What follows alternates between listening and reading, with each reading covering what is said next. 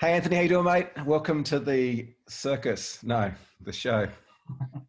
Uh, so, Tom, these sessions are a really good chance for us to obviously connect in with members that have been with the program for a little while, and that have seen some good results and some good changes and good growth.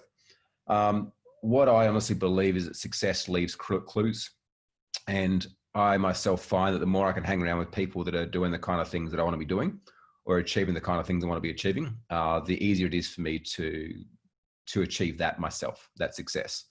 I tend to kind of pick up their beliefs and their ways of doing things. And, we've got a pretty intensive program here and many ways that we can skin the cat, so to speak. And these sessions are a really good chance to kind of find out, I guess, a bit more about you, where you've come from, where you're at before joining, your journey through the last, I think it's been like 10 months or something, maybe 11 months. Yeah, come up to a year. Yep. Since joining, what you've kind of noticed, what you've realized, how you've used things to best leverage your growth, so that the members that are watching this, whether they're live right now, whether they're watching the replay, can obviously take on board some of your ways of doing things as well. What I'd love to know, though, for those of you that are here, right now, anything you guys would like to get out of tonight's session? What's brought you here this evening? What would you like to get out of today's session? And what about you, Tom? Like, anything you want to take away from tonight's session? I haven't really thought about it, to be honest. It's been fun reflecting the last few weeks and kind of thinking about how much it changed, both me and the business. Yeah, we had a good convo a couple of weeks back. I obviously chatted to you and did a little bit of a mini interview for a section of my book. And I want to share that later on as well, because I think that was certainly for me, and I think for you too, that was a nice moment to have that reflection and to kind of reset what the future looks like. I see a lot with what happens with our clients is that they come to us, they've been looking to achieve a certain goal for a long period of time. They achieve that goal relatively quickly through working with us. And then they almost end up in some ways back to where they started, in terms of just being a bit lost or unclear of what the future looks like, which it sounds like a pretty good place to be in, like come on board, achieve some goals. But it's not that nice of a feeling, especially for the entrepreneur personality type that, gets a lot of enjoyment from chasing and achieving and succeeding and hitting goals as well. So what I'd love to know, like, what was business like for you a year ago? What was sort of your average day? What did business look like? What was the experience you're having? So a year ago, I was myself and a full-time contractor. I was on the tools 8 to 10 hours a day. I'd be in the office at 5 a.m. doing paperwork before we left, laid out all day, back in the office in the afternoon, sometimes at night, almost every weekend in the office. Just pedaling like hell and getting nowhere, basically. I was just getting stuff done. I wasn't progressing. I wasn't improving. We were just getting a job, doing the job, moving on. There was no structure. There was no anything. It was just chaos. Okay. Not even organized chaos, just pure chaos. Okay. So pure chaos, working your butt off, not really feeling like you're getting anywhere, 8 to 10 hours a day. And it was chaotic. Yeah. Yeah. Yeah. Well, it wasn't 8 to 10 hours a day. It was like 12 to 15 by the time I did all the other stuff. Right. 12 to 15 hours a day, working weekends too. Yeah. You're working the weekends, or you had weekends off? Yeah. I was in the office most Sundays trying to get ready for the week, trying to get a head start. Okay. So working weekends, chaotic. Tell me this whole feeling like you're getting nowhere. Like you're obviously, you had to have been getting somewhere. You were working 12 to 15 hours a day. When I say getting nowhere, I mean in the sense of improvement. We were performing and we were making great money. Yeah. But like we were working bloody hard to get it. And it wasn't sustainable. Yeah. So what was kind of behind, and I'm asking this question because what I find fascinating is not so much what people do, but who people are. We talk a lot within our organization and especially with the coaches and I myself, I reflect a lot on human behavior, and I'm always looking at like what makes two people different. what allows one person to succeed and generate like crazy results in all areas of life? Like, do you ever have that person growing up at school? They were just good at everything. I don't know, you like, I wasn't that person. It annoyed the shit out of me. Like they were good at sports. They were good with the girls. They were good at school. They had all the friends. And I was like, how could someone be like that? And I was like terrible at schoolwork, terrible with the ladies, certainly not very good at sport as well.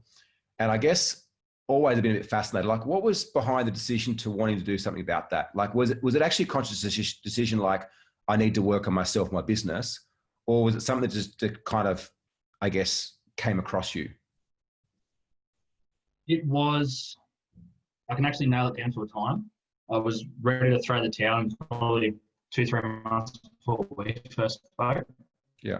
And I had a mate working for me, and I was like making plans to throw it all in. Just had enough. Can't sustain this. I'll go back and get a job where I can make the same, if not better money, and do less work. And I was telling this to my mate, and he was very politely listening.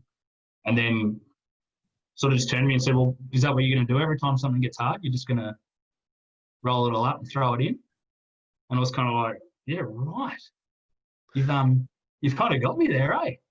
So he's like, no, he's like, get stuck in, make a plan, do something about it. So that's when I started researching just how to improve, how to systemize, how to create structure, how to have a business that works without me, basically.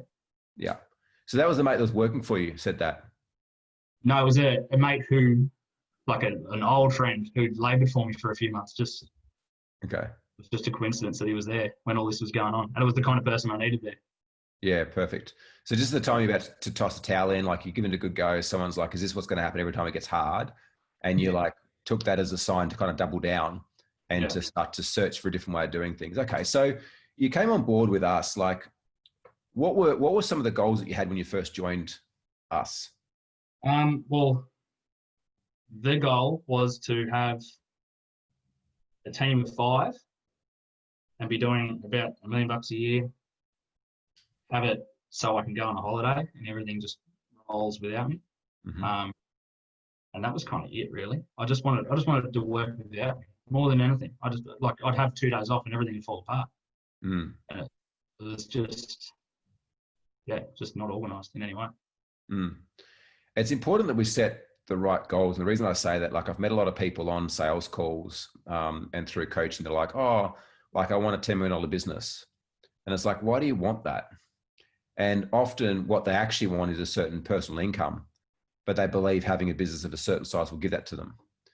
Yet when we can get super clear on what we actually want, we can go about creating a business that provides that. You know, if that is having a business that works without you, if that is a business that pays you $250,000 a year, like whatever it is, it's important to understand what that true north is. And what I'm hearing you say for you, it was to get to a position where it could work without you, probably based on the fact of where it had been, which is working on you, you know, and also wanted to obviously pull some good coin in because you knew at that point in time, which is common for most business owners, especially a lot of tradies, they could work less hours and get paid more as a subcontractor than having their own business. Yeah. So what was those moments sometimes? Yeah. What was some of the things that you started working on first then to create that change? First thing I did was get help in the administration side of things. I'm a great tradesman. I'm not a very good organizer or admin person, I guess. So the first thing I did was when I was doing my task order originally, I was looking at it going like, I've only got like 5 to 10 hours of admin to give away. But that's actually like, to do it properly, that was like 20 plus. But I just wasn't kind of seeing it that way. So when I brought someone in going, you're a casual person to help me, here's the 5 to 10 hours of work that I do for me a week. Like kind of help me systemize it, help me organize it, help me just do more than what I'm doing right now. And then that's slowly grown into now like a 30 plus hour a week role. So that was my first step, was to just get someone to help me get organized so I could keep generating revenue. Did you have a ton of business? Because it's an important point. Like at that point you signed on, I actually remember like we had the sales conversation together and you had one other guy that was working for you, a contractor, and there was no one else, it was just you two.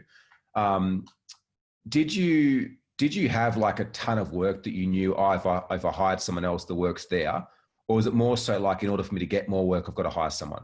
What was the thinking behind that?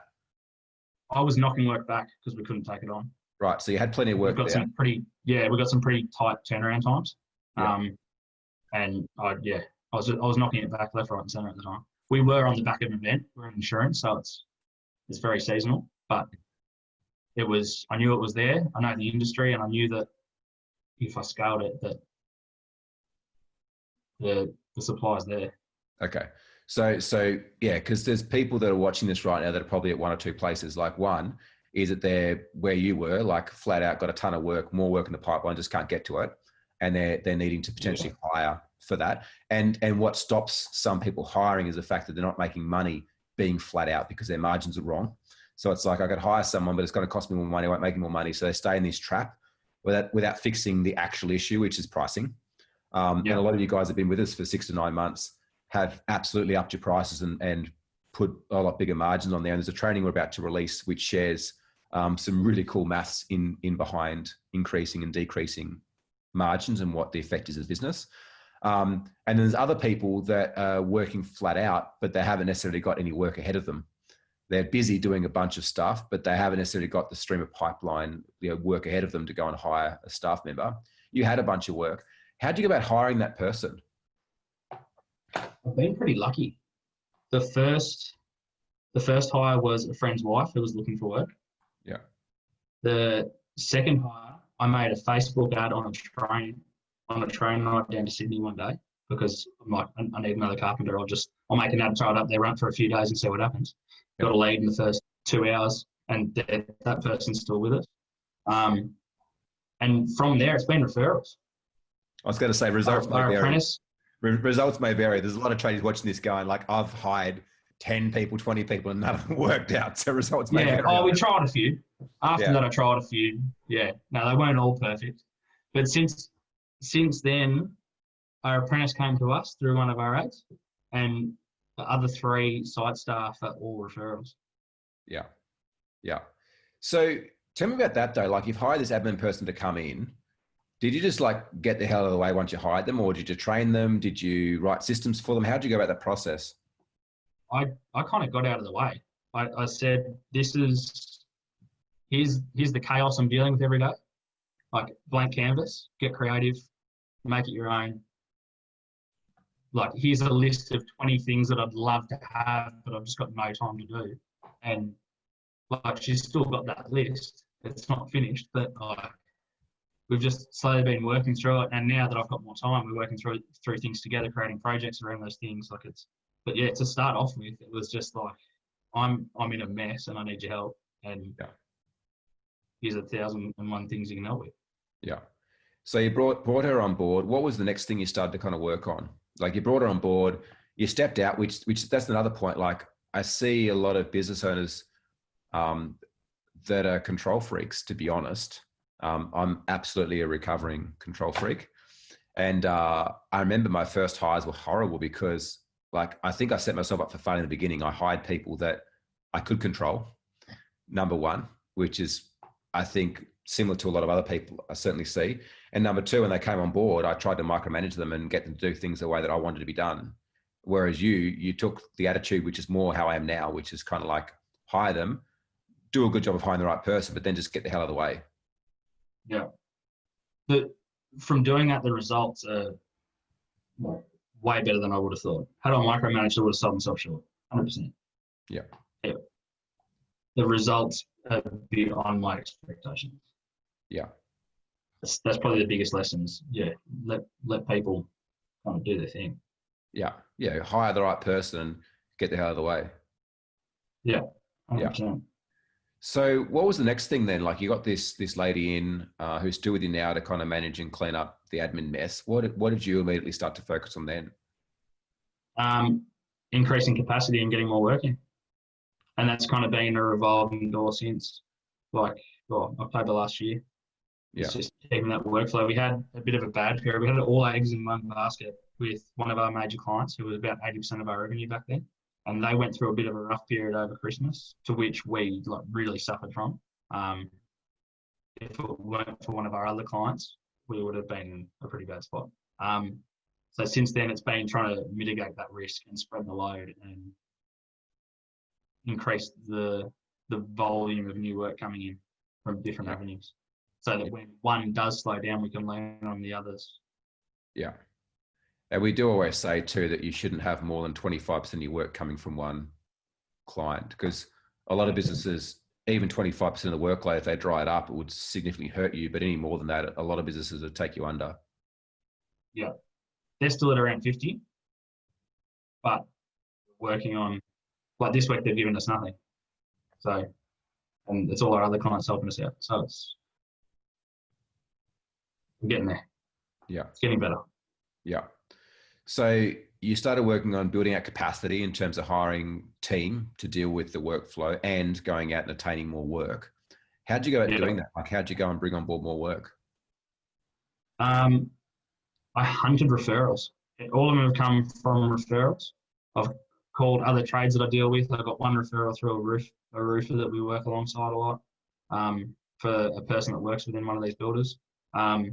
People that I know through the insurance companies to get into other builders. I just phoned absolutely anyone and everyone I knew in the industry, and just asked for help getting a foot in the door, because it's very, unfortunately, much about who you know in insurance. You can register with all these companies and all these ways of getting the leads out of it, but it very rarely comes to anything unless there's someone there saying, I'm going to give it to that person because they've asked for it. Yeah. So that's been the biggest thing. And getting given the time from the team to do that. Saying to the team, I need you to leave me alone for a week so I can focus on this, because that's the key ingredient to this whole situation. Yeah. And if that falls apart, then there's none of the rest of it for us. Yeah. Yeah. A big issue tradies have, especially in the earlier stages, is that they're so busy quoting work, they're not looking at anything else. And then all of a sudden they start landing that work. They're so busy fulfilling that work that then they stop quoting work. And there's just this vicious cycle where they can't get out of the holding pattern, because every time they get ahead, they're back behind again. But the work dries out, the profitability goes out the door. They can't build consistency in their team and loyalty within their employees or contractors. And they obviously haven't got consistency with clients either, because they're on again, off again, hot and cold. So it's a really important step to be able to transition and make to where you're dedicating time consistently. And this is all businesses anyway, dedicating time consistently to hunt and to follow up and to sell and to deliver and to invoice and to do everything of that production line in business. So a couple of things, like what's showing up for you now? Like, 11 months in, nearly 12 months in, like you went from being very chaotic, spinning the wheels, working 12, 15 hours a day. What have been some of the things, and I know you shared me an email the other week, but what have been some of the things you've seen start to show up for you in terms of growth? I'm probably going to be selfish in this answer, but for me, I've got freedom. I can take a morning off to hang out with my kids. My wife works night shift. I can do what I need to do to support her doing that. I'm organising a trip now in July to have a week off. That would have never happened 12 months ago. Yeah. I tried to make it happen 12 months ago and it didn't. So it's like, I'm not controlled by the business anymore. Yeah. I control my contribution to the business, and it's structured and it's scheduled, and I can look a week in front, and the team support me and I support the team, and it's almost a finely tuned machine that will operate whether or not I'm. And if I have a day off or a morning off or a week off, that's fine. Yeah. And you had your first week off the tools a few weeks ago, yeah? Yeah, I've only been on the tools probably like 5 or 6 days in the last 6 weeks. Wow. Fuck. Yeah. And I'm like bouncing off the walls. Wow. I'm struggling with adapting to that. I'm back on them a couple of days this week, but I've chosen to. Yes. And that's the difference. There's certain projects that I want to be involved in, or certain things I want to do for certain clients because I want to show them that I appreciate them, or it's a conscious decision, not like that has to get done, I'm going to do it because no one else will. Yeah. Outstanding. Wow. So I could imagine then that has seen some significant changes in revenue and profitability then. Like if you're that free, that also lets me know that you've got more consistency in work. So What does that kind of look like? You don't have to talk specific numbers if you don't like, but what sort of change have you noticed in growth in terms of revenue and profitability? I think the biggest thing is we actually measure it accurately now. Like, the numbers probably didn't mean anything before. They looked good, but they probably didn't actually mean, like, they probably weren't truthful. So, I mean, I'm paying myself consistently, which is, and I'm getting paid more than I did when I was employed. So, like, I'm better off there now. The revenues, we've broken revenue record every month since February, and we're going to do it again this month. Gross profit's pretty consistent at about 50%. Net profit's pretty consistent at about 10. So we're just, we're rolling. So freedom, consistency, not need to be on the tools unless you choose to. And I can imagine too, you've got some systems and processes in place now that you haven't necessarily had to make yourself either. Yeah, that's been the big one. That's what we spoke about the other day.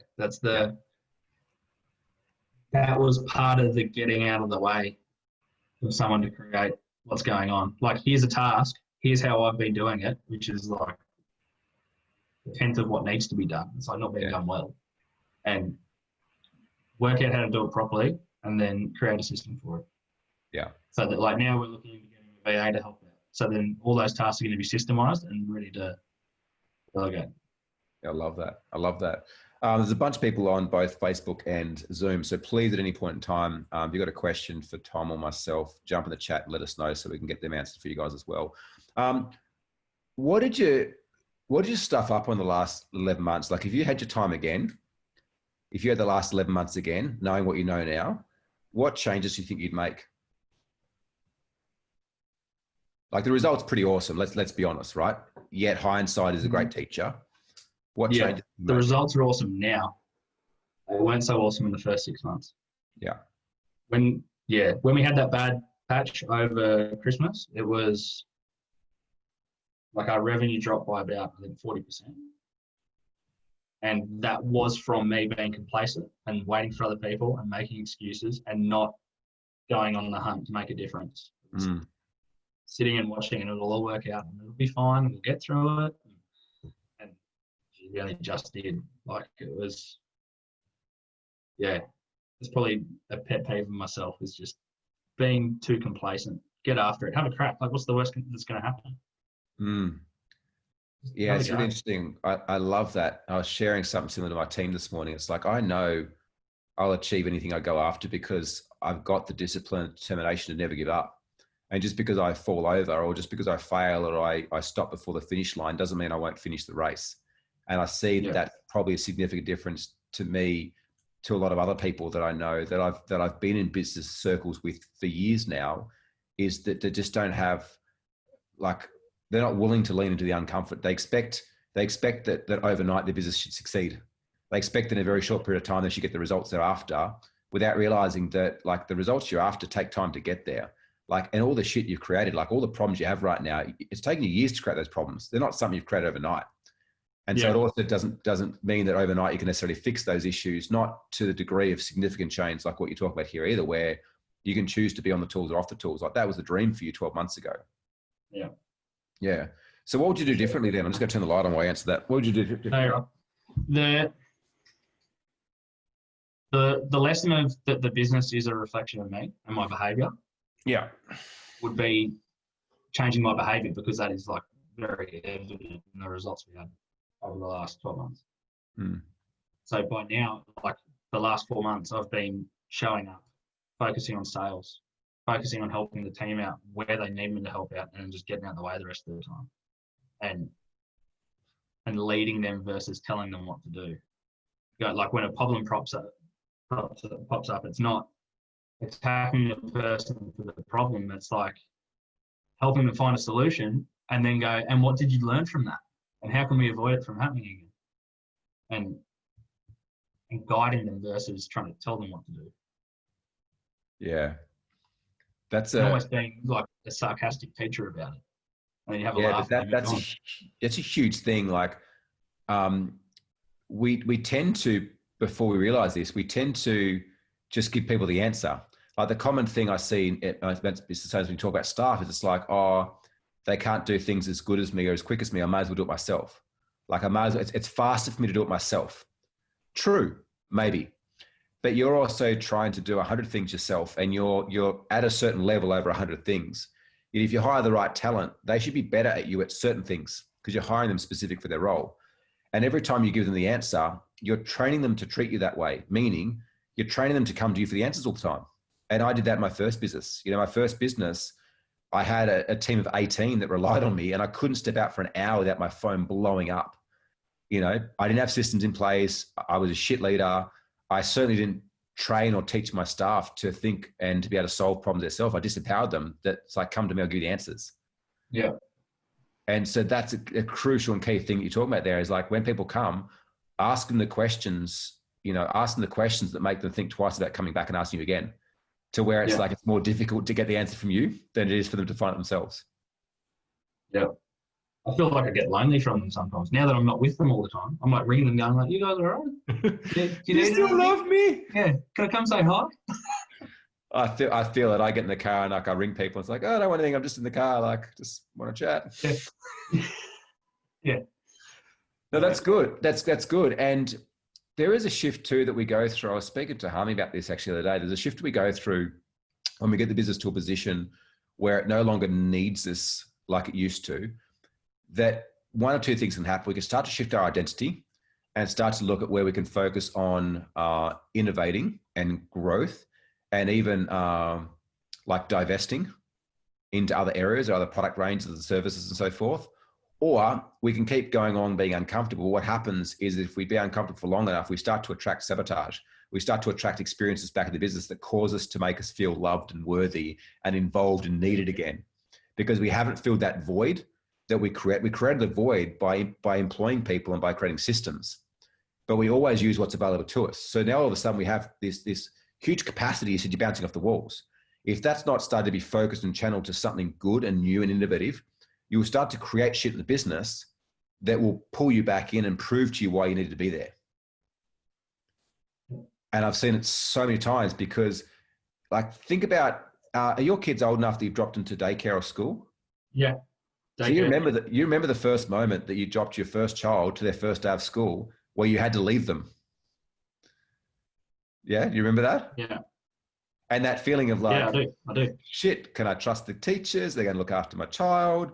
Like, will they still love me? Do they still need me? Like all the stuff that comes up. Our business has the same resonance and same, in many ways, attachment and energetic connection with us than what our children do, believe it or not. And they've proven this. They did a bunch of studies. I think it was in Harvard University, where they put parents into an MRI machine and showed them pictures of their kids and noticed what parts of their brain lit up when they saw their children. And then they put entrepreneurs in there and they showed them pictures and images of their business. And they found that the same parts of their brain lit up as those of parents with children. And this is why, as entrepreneurs, we have such a hard time stepping back sometimes and bringing other people in and letting go of control, because we see it as our child that we've birthed and brought up into the world. Yeah. I was like that for sure. I think now I'm more the opposite of I can't wait to get rid of it all. I now look at roles and I'm like, okay, I'm doing that role. Like, how do I make myself redundant? How can I delegate that or outsource it? Yeah. It wasn't very much like that. Yeah. A problem is simply a question unanswered. And that's a huge shift. It might seem quite subtle for those of you that are listening or watching to this, but it's a huge shift to go from like, oh, like I'll do it, and not even questioning whether you do it or not, just knowing you can do it and just doing it, versus questioning like, oh, who else can do this for me? Or how is going to get this done? And when you ask that question, all of a sudden the growth that you start to have personally, financially, and from a business perspective, exponential. Because all of a sudden you become more of what we talked about at one of the past intensives, like an asset manager. You're managing assets, you're managing your cash to invest in people to do it for you. You're managing resource, your staff to do it for you, as opposed to your limited capacity of trying to do it on yourself. And that's how you can start to grow quite fast through having that mindset mentality. Yep. Yeah. Yeah. What's sorry, you go. No, I was going to say that's probably like the next step for us would be for me to not have to leave my desk. That if I can make myself redundant, then I can grab my laptop and go anywhere I want, at any time I want, and do what I need to do. Yeah. At any time of day. Yeah. So Yeah. what advice, knowing what you know now, like what advice would you share to other members, you know, in business that are maybe where you were back then, or maybe somewhere along the journey, maybe in the 6-month mark when you were not really taking things seriously enough? Like what advice would you share having been through this process now and being in a position where you're expanding your goals to the next level? The first one would be when you're employing someone to do a certain role or help with building a certain part of your business. If you've got the right person, get out of their way as much as you possibly can. And critique versus telling them what to do. Control. Critique versus control. Yeah. Yeah, absolutely. And by doing that, the results will, like, if it's anything like my experience, I couldn't physically imagine the results we've got being as good as they are. Like it would have, if I had settled, I would have sold us short and the business wouldn't be as good as it is. The second would be progress over perfection, and just have a crack and get stuck in and learn as you just lean into the discomfort and learn as you go. Because for me, I'm a practical learner, and I knew that before I started. So like I should have been doing that. But I personally found that I learned the most from when I was just feeling flustered. Everything's under control, but I feel flustered because I'm uncomfortable. And that's when the next step comes. Like when we spoke a bit over a month ago, I was feeling really uncomfortable because I've just gotten off the tools and it's not normal, where now it's the new normal. And I'm comfortable and I'm calm and the business runs better. So it does. Like, yeah. I don't know about you, but I find whenever I get involved in my business now, like I just break stuff and upset people. Yeah. Yeah. I went to a job this week to see a client, and I got like halfway through the conversation and one of the team was there, and I'm like, why am I even here? I'm making this worse. Like, you're better at dealing with people than I am. So like, I've got the right person there. Get out of the way. Let them do their thing. Come back to me and tell me what you need me to help you with to do what you need to get done. Absolutely. Yeah. Absolutely. Like, I'm in charge, but I'm not in charge or accountable for what you're doing. Yeah. Such a good mindset. What's next for you, dude? Like, obviously we spoke a month ago and I was like, yeah, well, like we've achieved the goals you set out for in 12 months. We did it in 9 months. Like, what's next? What have you sat with since that conversation? I haven't done a huge amount. I've done a lot of brainstorming and a lot of kind of chatting with a couple of members of the team. In the next kind of 2 to 3 years, we're going to probably double in size again, potentially start moving into Sydney, move further up north, start kind of growing area of service. And then we're going to try and become one of our clients.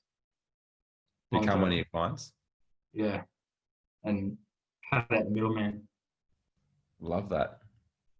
Greater profitability. Yeah. Easier workflow. Yeah. So a year ago, it's like, oh, I just want to get to $1 million and like get a decent wage and not be working so much. Now you're like, oh, I want to like double, conquer the eastern states, build the team, because you're not controlled by the business anymore. No. And that would get me working on the business rather than in it more. And that's where I want to be. Yeah. When I have the most fun. It's when I feel like I get the most done. Yeah. Do you find the fulfillment levels are the same now as what they were before, or is it different fulfillment? There was no fulfillment before. Okay. It was chasing a result. I was there for cash only. It was a job. Right. The business started as a way out of somewhere else. It wasn't like a big moment of, I'm going to go do this because it's going to be wonderful and it's going to change my world. It was like, I'm in a spot I don't want to be in and I've got a trade, I'm going to fall back on it. Got it. And now what are you seeing is possible then? Anything really. Like if that was the belief back then, like it was something to get you out of something, I can imagine that your goals of like taking over your client and moving forwards and stuff is not for you to get away from something right now. No, not at all. Not at all. It's like for pure fulfillment. Yeah. I've fallen in love with the game of business. It's wonderful. I love that. It's just, yeah, I'm obsessed by it. And you've done it way faster than me. It took me 18 years to fall in love with the game of business. Like I reckon, I said to my team, I reckon it's not even the last 6 months that I've really like fallen in love with the game of business. Like it was a fucking long, hard slog until that, I tell you. It wasn't so hard. Bad days. It wasn't, like sorry. I was just going to say, like, it wasn't that hard the last few years. Like it wasn't a hard slog. It was a lot easier. I had a lot more time and a lot more money. But the last 6 months, it's been like time, money, and it's awesome. Yeah. Yeah. No, like some days it still feels like I have a job. Like today wasn't a very good day, but that's because I've got like 4 roles that I've got to do. Yeah. And I'm still involved in that. So but then I come to this side of it and I get to talk about it. And I love it again. Yeah. You're able to see the possibilities, right, of what you've created in not even 12 months compared to where you were. And if that's what you've achieved now and you stuffed around for the first 6 months, right? Like what's possible now in the next 12 months, next 24 months. And I think that's a perspective shift that we have as business owners as well, is that we go from being very short-term focused and very like reactive to everything and a bit impatient to being, I'm still impatient, but being more patient and being longer-term focused, longer-term results focused, impact focused. Yeah. Yeah. Anything else you want to share before we open up for questions? Nothing in particular, no. Yeah. Congratulations. Thank you. Like super awesome to connect obviously a month ago and just to see the shift in how you've shown up and how that has directly impacted the results you're getting as well. And excited for your team and your family that get to experience you as a leader. Yeah. And they're excited too. Like we had our weekly meeting yesterday and everyone's like, just you can feel the excitement in everyone. Like we're all in this together. We're going in a direction. Like our goals aren't like we have to be at this point on this date at this time with all these things, because like had I done that a year ago, I would have failed. It's by setting that goal as a nice big broad direction. Yeah. A few key points. Yeah. Because like when I got to what I set my goal as 9 months ago, I was like, hang on a minute, like this is not what I thought it was going to be. Like I'm still owned by this business. That's awesome because it taught me that although the goal doesn't look exactly the way I thought it was going to look, it looks as if it's a really good platform to keep moving forward. And the skills I've learned in getting it to that, like I've still tripled a business.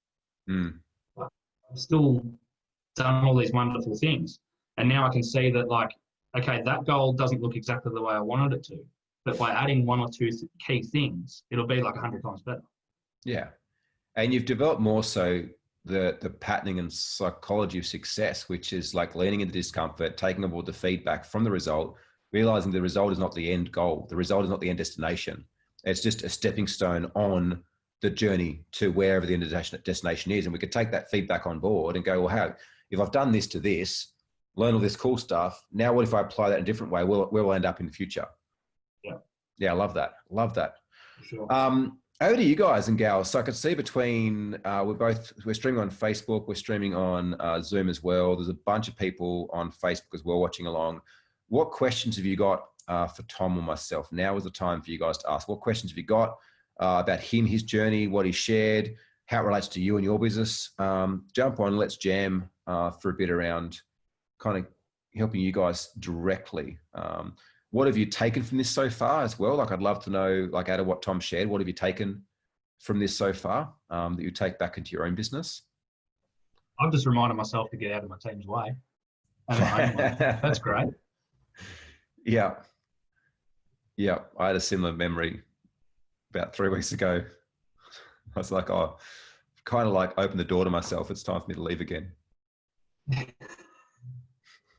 Yeah, I just, I love your openness and how coachable you are, and the humility that you're able to like laugh at yourself as well and not take things so serious. Oh, life's too short for that. Yeah. Yeah. No, Yeah. I'm very lighthearted in that. I'm the first to have a laugh at myself, for sure. Yeah. Yeah. It's fantastic. Definitely helpful. Yeah. Miranda, oh, cool. We got some questions coming through. Great. So Miranda's first. Miranda, you said you arrived at your goal and it wasn't what you thought it'd be. What was missing? Good question. The freedom. I thought I was going to create this new, wonderful $16 million, exactly has to be all these things, and I was going to be free. And I wasn't. And I wasn't confused. I knew why. And I just worked out what are the next steps? Where does it have to go to get me free? And yeah, you are experiencing a sense of freedom though, because you shared before, like you said, what have you achieved? And you're just like, before revenue, you said freedom. yeah. So can you determine or decipher the difference between, like you said, freedom is what you got, but then you didn't, when you got to where you got to, it wasn't like you thought it'd be. Can you be a bit clearer on As that? in wiping my hands of the day-to-day and not being involved operationally at all, which was like a crazy idea. Right. That was with 5 people. And if I'm honest, a lot of people that have that thought, myself included, are because of how stuck they are in their business, that they go the extreme opposite. Like, I'm so stuck. So if I got to my goal, it'd be that I could wipe my hand clean, sit on the beach somewhere and get paid. But the reality is that our DNA, who we are as entrepreneurs, like that would actually cause us more pain than what we had, right? The whole doing nothing part. It's super bloody uncomfortable and awkward. You think that it won't be. And I can hear some of you right now going, oh yeah, sure. Like, I'll worry about that when I get there. I'm telling you right now, like when you get there, it doesn't feel good. Like, what feels good is getting shit done. What feels good is like paving new ways, solving problems, creating things, grow, seeing your team succeed, seeing your clients succeed. So you felt freedom, but the freedom that you felt was not what you thought it'd be, because what you thought it'd be is freedom is like, oh, I can wipe my hands clean, I'm out. But the freedom you have now is freedom within yourself. Correct. Copy. Got it. Bunch of questions here. So we'll go to Terry first. Hey, Terry. We just recruited 3 new guys, starting 1 each week over the next few weeks. How do you integrate new people into your team? Good question. I have always, and this has been where we're changing now because I'm not on the tools anymore, I would always spend a couple of days with the person on site, on the tools. And then off that would judge kind of their skill set and whether or not I think they can be a leader or whatever. So now I've got 3 guys within my team that are the definite leaders, 1 who is the leader of the 2. So there's a bit of a change of command going. So by making that 1 more of the leader, most of the problems don't get through him to me. And there's more of like a bit more control, you know. As far as like skill wise and all that kind of thing, if you can't be there with them, I just have to trust my team. It'd be hard for me because I've got people in there that would kind of handle that process for me now. Yeah. So originally I'd spend the time with them. Yeah. So what you're saying is, like, originally you would, as you onboard new team members, spend time with them, like almost onboarding them, but being on the tools with them, which would allow you to kind of assess where their gaps are, their strengths are, their weaknesses are, and where they could best sit in the team in chain of command, especially in the beginning when there's not a whole lot of team members there. Whereas now your team kind of takes care of that for you. Correct. Yeah. And what I'd say too, Terry, as well, like if you've recruited 3 people starting 1 each week over the few weeks, I would recommend, if you haven't already, like document the onboarding process for the first person, run the second person through it because they're a week later. This is a really quick way to get this whole onboarding sequence up to speed. Run the second person through it, notice where the gaps are or the questions they ask, reiterate the process and run the third person through it. And what you'd like to see is that over the 3 people you run through, by the time you get to the last person, they're not asking too many questions because you've included all the information, the vital information within the onboarding process that these guys have helped you build. Does that make sense? If you need a follow-up question, Terry, please ask. And also to the rest of you amazing people, if you've got questions, ask. Aaron says, hey guys, what would be the best system or systems you could say helped you to reach your goals, Tom? Like out of the tools that the Game Changers provide, but out of the systems you created, what do you think have been the key ones that have helped you to get to where you are? Mindset would be number one. And learning that not only are people capable of doing what I'm doing, but they're probably better at me than it. Yeah. And they're going to make the business better because I'm not in their way. And having, like, I guess, the courage to like step back and let things happen. Wouldn't be a system or a process or something like that. It's more of a mindset thing of understanding that I'm not as important as I think I am. Fuck, that's so humble, dude. And yeah, I couldn't agree more. Like,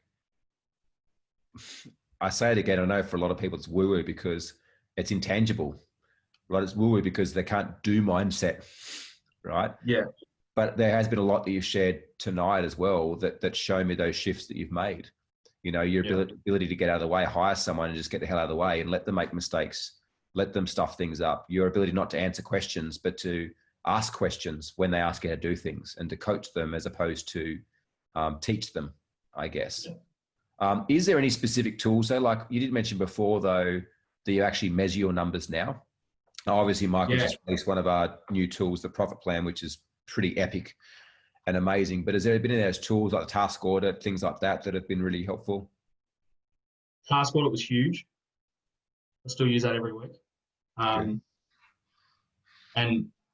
Michael actually threw in a curveball for me a few weeks ago, which I didn't follow through on until last week, which was to make a note of whether I've chosen to do something or whether I've had to do something, which showed me that I'm actually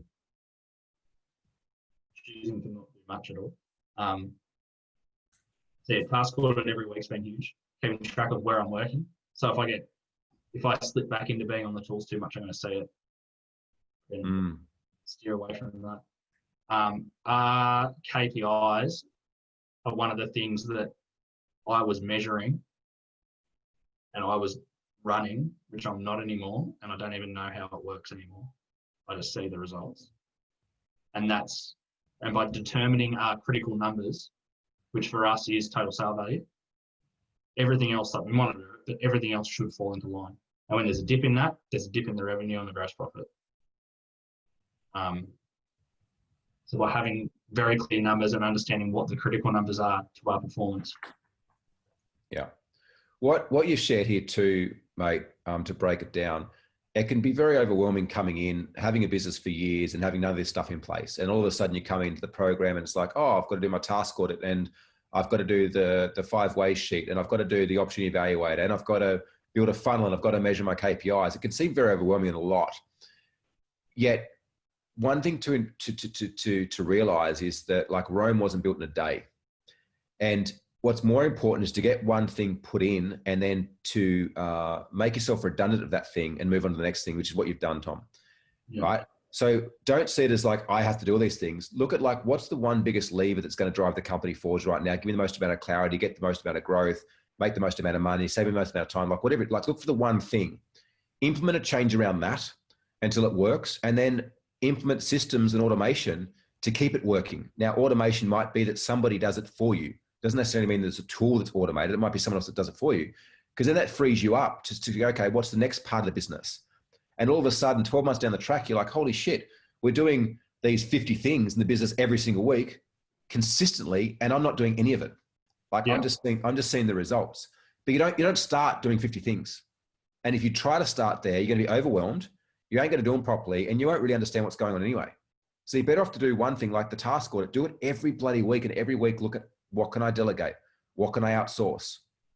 Right? Put the 5 ways and just do it every single week. Get the numbers there until you start to see trends and it gives you insights into what to do. But don't be an illusion to come in and expect everything to be put in place. And this is why, like the minimum we like to work with with people with is for 12 months minimum.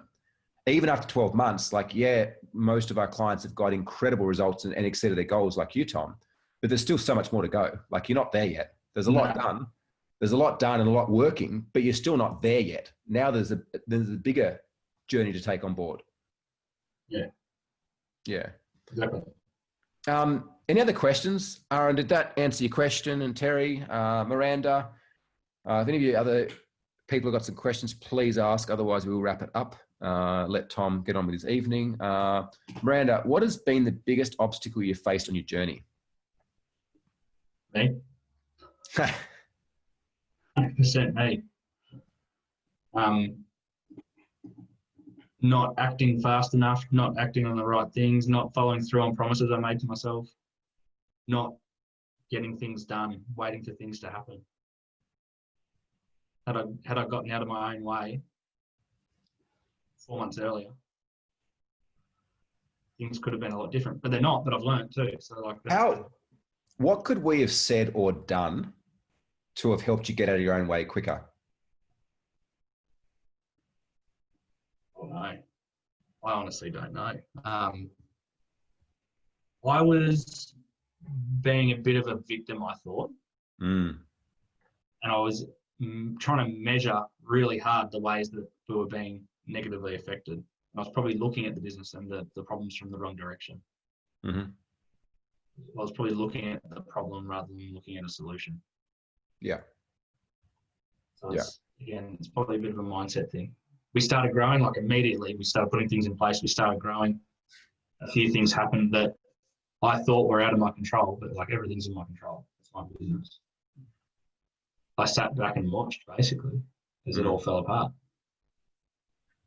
And luckily it fell apart for 3 months, and then I got onto it. It didn't even fall apart, it just stopped. Yeah. Yeah. So awesome.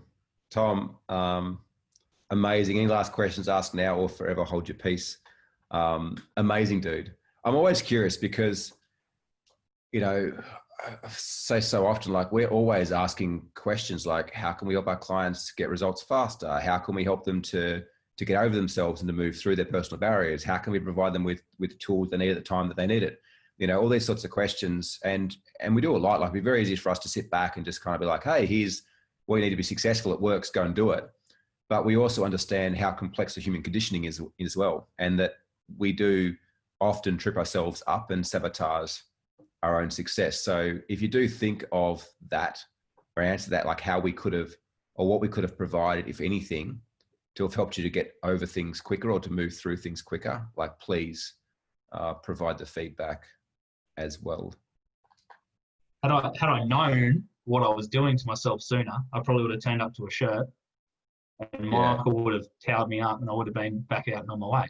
But I didn't. Yeah. I sat and watched. I thought that it'd all just work itself out. We've been playing around with that a bit. Well, Michael and Miranda and King specifically, we'd on average get like 35, 40% Sherpa attendance. They hit 50%, I think it was a week or so ago. And then they're like, oh, we want to, well, they're a bit under 50%, I think, with what happened. And they're like, we want to hit 50%, so let's aim for 70%. And I think last week they had 76% attendance to Sherp. So once again, interesting to note, like, you have a goal here of like, I want to hit 100,000. But what happens is often we will stop before we hit that actual goal. Yeah. So if we extend and say we want to hit 200,000, what happens is we start to solve $200,000 problems, which presupposes we achieve $100,000, right? And if we say, hey, I just want to go to $1 million, like, everything that you think and decide upon will be based on the outcome of $1 million. Yeah. But often we fall short of that outcome because there's limitations to our thinking. Whereas when we expand our thinking bigger, which is the conversation we had a month ago, all of a sudden we start to attract in new information, see things differently, answer different questions that allow us to far exceed what those original goals were that we had. Yeah. Like, as I said, we'd sat at that 35, 40% for a long time. And then in a matter of 3 weeks, they went from 35 to 50 to 76%. Like, it was a huge spike. Yeah. Yeah. All righty. I think I'm going to wrap up. There's no more questions coming through. Thank you, first and foremost, Tom, for giving away your time and your contribution to the team members, not just here, but obviously throughout the week in the group as well.